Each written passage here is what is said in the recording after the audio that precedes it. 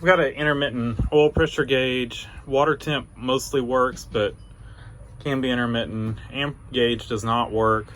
I kind of think they may have bypassed this thing. I don't know if this thing, I would assume it originally had an alternator. It's got an alternator on it, and I would assume that was original and not a generator. It is 12 volts, and I mean, it's a 76. I would think you would have a alternator originally, but who knows.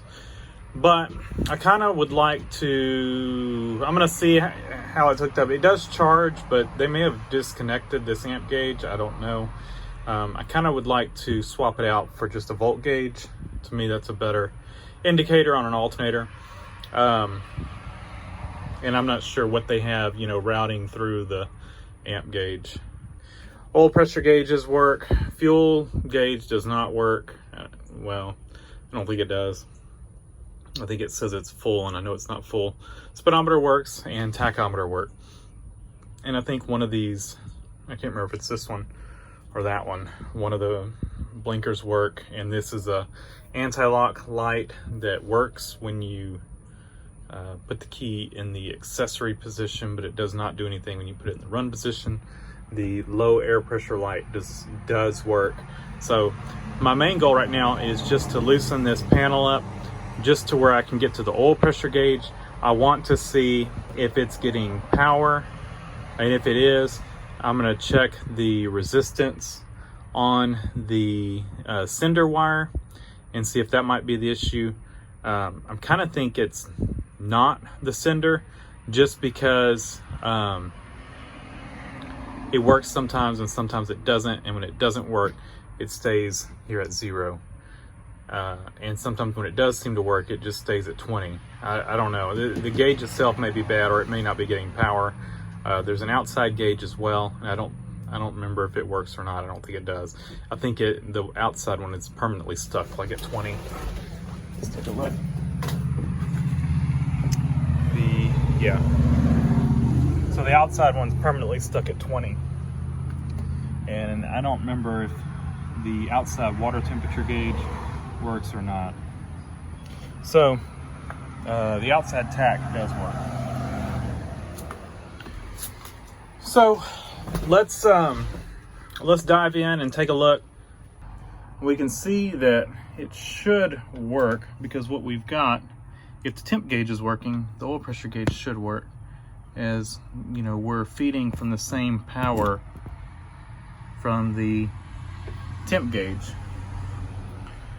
As long as they've got that wired up right and not on the wrong side. So we're getting power to the gauge, but it's still showing 0. But what I did is I grounded the signal side of the gauge, and it pegged out, you know, the opposite way. So it would appear that the gauge itself is working. And so what we probably have is either an issue with the sending unit or the wire coming from the sending unit. So I checked, and I'm not getting any resistance. I got some resistance with the key off. I think it was like, I don't remember what it was. But with the key on, I'm getting no resistance at all. So there it is, right there in the center of your screen, right there. So I'm gonna try to get on it and check resistance. And I'm checking resistance to ground. It's a single wire on it, so it has to go to ground. There's no other real option. And the wire itself is on. I'd have to look at the top side of it to make sure it's still intact up there, but it looks good from down here. So let me check and see what I can get for resistance. It's kind of cramped in here, so I'm not really gonna be able to do the camera, but that terminal on the end of it, I'm just gonna check that to ground, and then I'll compare that resistance with what I've got up top on the signal wire at the back of the gauge to ground, and we should have similar readings. And if we don't, then we've got an issue maybe with that wire itself. and then I'll check resistance. Depending on the result of that, I'll check the resistance again with the engine running, because with the engine running, that should change the resistance value on that sending unit. It's in auto ranging, and I did not notice what range it was in.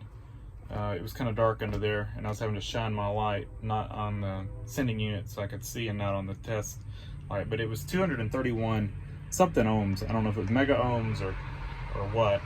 But when we check it up here, you know, it should be really similar value, and we are not getting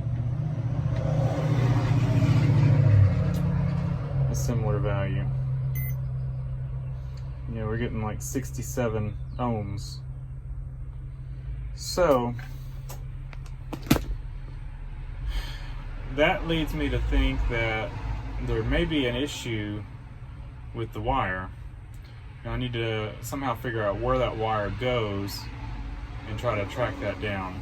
All right, I don't know if you can hear me.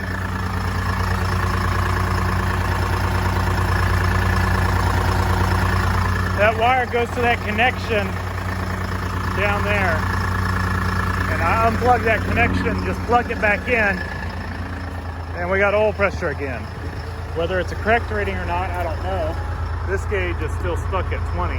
No idea if that gauge even works. I don't think it does. But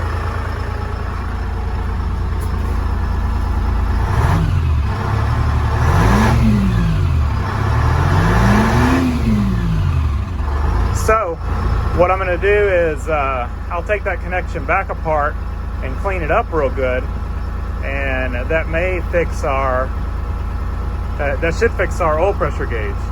So we'll have good at working oil pressure gauge. Our temp gauge is still working, and we just need to do something about the amp gauge. So in that last clip you saw, I had a bad connection right there, and so we're gonna go through and we're gonna clean those connections up.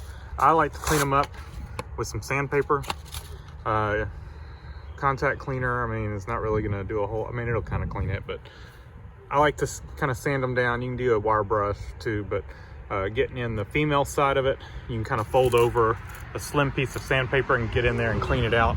So we're gonna do that. And then I like to roll a piece of sandpaper and use to clean glass fuse holders. So we're gonna do that as well.